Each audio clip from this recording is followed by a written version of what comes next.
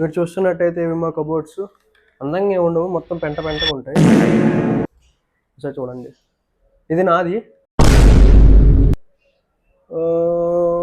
Sun screen అందరికీ తెలిసిందే, నార్మల్గా యూజ్ చేస్తుంటాను. Why are you gay? Who says I'm gay? You are gay.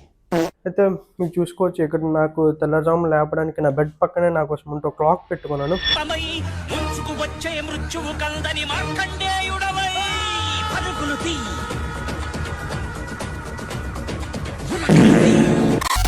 Hello guys, welcome back to my channel.